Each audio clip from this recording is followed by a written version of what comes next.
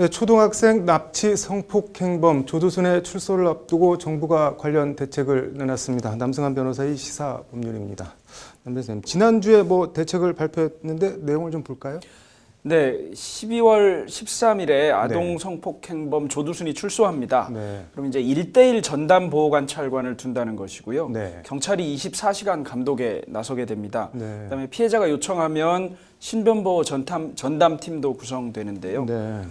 이 조씨만을 감독하는 전담보호관찰관은 일주일에 적어도 4번 이상 소환하거나 또는 출장해서 상황을 확인하고요. 네. 전담관제 요원이 24시간 모니터링하고 출입금지, 접근금지 장소를 집중적으로 관제해야 합니다. 네. 안산 단원경찰서의 경우에는 여성 청소년 강력팀 5명으로 대응팀을 구성해서 네. 24시간 조 씨의 위치를 파악하고 외출 즉시 이동 경로를 확인하는 등 밀착 감독하기로 했습니다. 네. 보호관찰관은 위반 사항이 생기면 즉시 수사기관에 수사 의뢰하거나 네. 전자장치의 위치 추적 전자장치죠. 전자발찌라고 하는 것. 이 부착기간 연장을 신청하고요. 네. 또 주거지 반경 1km 이내 지역을 여성 안심구역으로 지정해서 CCTV를 35대 방범초소를 우선적으로 증설하기로 했습니다.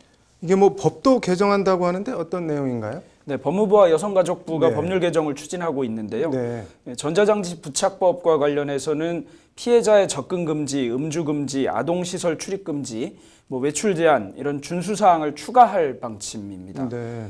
그다음에 그 부착 명령 개시 전에 네. 법원이 준수 사항을 추가할 수 있는 근거도 마련하기로 했고요. 네. 현재는 준수 사항을 위반하면 벌칙의 벌금형밖에 없는데 징역형을 추가하는 것도 개정 사항에 포함되어 있습니다. 네. 그다음에 조두순 씨 같은 경우에는 그 신상정보 공개 시행 전 성범죄자인데요. 이 경우에도 건물 번호를 포함한 주소나 성범죄 경력, 전자발찌 부착 등의 구체적 정보를 공개하는 내용을 청소년 성보호법에 개정하고 있습니다. 네. 법무부는 이제 피해자 접근 금지 준수 사항을 감독하고 네. 피해자의 주거지, 직장 등 생활 근거지 접근을 차단하고요. 네. 피해자가 동의하면 조 씨가 피해자의 일정 거리 내에 접근하는지 파악하는 보호 장치를 지급하기로 했습니다. 네. 피해자가 보호를 요청하면 아까 말씀드린 전담팀을 구성해서 신변 보호를 실시할 네. 예정이라고 하고 있습니다. 뭐 일각에서는 화학적 거세 얘기도 나오던데 이게 가능한 건가요? 이 화학적 거세는 네. 성폭력 범죄자의 성충동 약물 치료에 관한 법률인데요. 이게 네. 2010년 6월에 통과됐습니다. 네. 시행은 이듬해인 2011년 7월경부터 시행됐는데요. 네. 화학적 거세는 이제 남성 호르몬의 억제제, 성폭력 충동 조절제를 투여해서 성적 활동이나 성욕을 감퇴시키는 것입니다. 네. 고환이나 난소를 추출해내서 신체적으로 아이의 성불구로 만드는 물리적 거세와는 대응하는 개념이긴 합니다. 네. 이게 이제 보완 처분이라고 하는 것인데요. 네. 당사자의 동의가 당연히 필요 없는 강제적 처분입니다. 검사의 네. 청구, 그다음에 법원이 치료 명령을 하거나 또는 치료가 심의위원회가 내린 결정으로 이루어지는데요. 네. 스스로 충동을 억제할 수 없다는 의사의 진단이 있어야만 하는 등 조건이 까다롭습니다. 실제로 까다로워야 하기도 합니다. 네.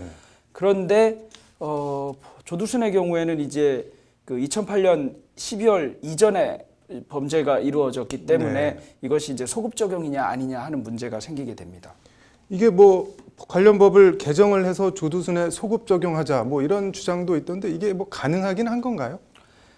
이게 이제 형벌 불소급 원칙과 관련된 문제가 됩니다. 네. 형벌 불소급 원칙과 관련해서 형벌은 당연히 불소급하는데요. 네. 아까 말씀드린 대로 이런 보완 처분의 경우에도 불소급 원칙이 적용되는가가 쟁점입니다. 네. 제가 예전에 공부할 때는 보완 처분도 당연히 불소급 적용 대상이다 이렇게 알고 거의 대부분 통설이 그래 왔습니다만 전자장치, 전자발찌 부착과 관련해서 소급 적용을 하는 법률이 만들어진 적이 있습니다. 네. 지금은 이제 더 의미가 없는 법률이 되기는 했습니다만 네. 일시적으로 소급 적용하게 되었는데 그때 헌법소원 과정에서 우리 헌법재판소가 이런 정도의 보완 처분은 소급 적용돼서 형벌 불소급의 원칙이 적용되지 않는다 이런 판시를 한 사례가 있습니다. 네. 그 헌법재판소 결정대로라면 이거는 괜찮은 거 아니냐 이럴 수 있기는 한데 네. 그때 당시에 그 헌법재판소 결정에 동의하지 못하는 의견들이 상당히 강했고 특히 보완 처분을 형벌적 보완 처분, 비형벌적 보완 처분으로 다시 나눠서 비형벌적 보완 처분은 소급 적용이 가능하다 이렇게 한다는 건데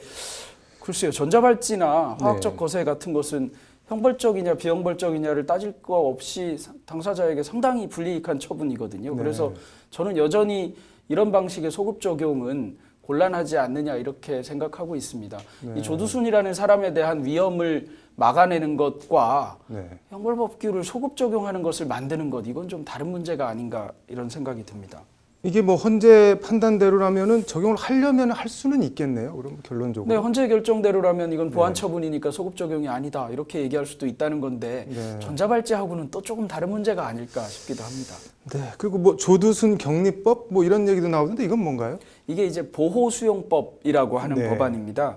국민의힘의 양금희 의원이 대표 발의해서 국민의힘 의원들 거의 대부분이 참가했고요. 네. 같은 당의 김병욱 의원도 같은 취지의 보호수용법을 발의한 것이 네. 있습니다.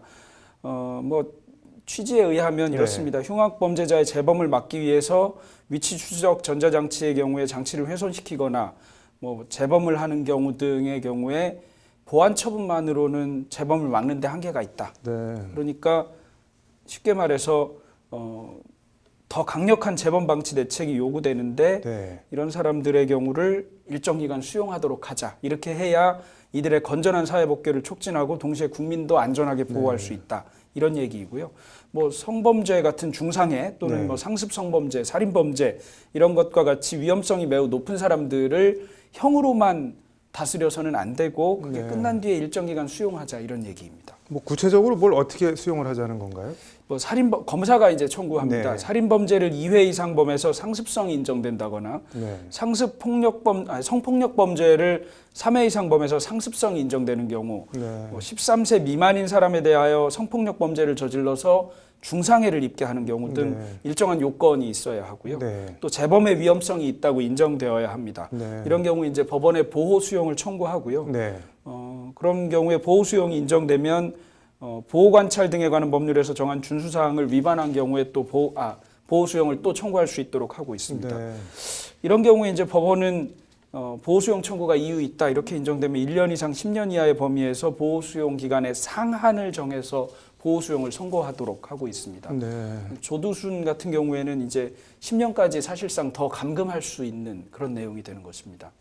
이게 뭐 예전에 전두환 때 만들어진 보호 감호법이랑 뭐 물론 당시 상황이나 법안 취지는 다르지만 외피는 좀 비슷해 보이는데 어떤가요? 많이 비슷한 것 같습니다. 네. 그때 당시 만들어진 법이 이제 네. 사회보호법인데요. 네. 사회보호법으로 통합되어 있습니다. 사회보호법에는 여기 말하는 보호감호, 보호관찰, 치료감호 등이 있었는데 네. 이것이 뭐 아주 악용되기도 했고 네. 헌법적으로도 이중처벌 금지에 반하는 거 아니냐, 이중처벌에 해당하는 소지도 있고 이미 형기를 네. 마쳤는데 또 가둬두는 건데 그게 형벌이 아닌 보호 네. 관찰이다, 보호 감호다 이렇게 얘기하고 있으니까 네. 이게 이중처벌 아니냐 이런 논란이 거듭 제기되고 있었고 실제로 또 상당히 많이 악용되어 왔었습니다. 네.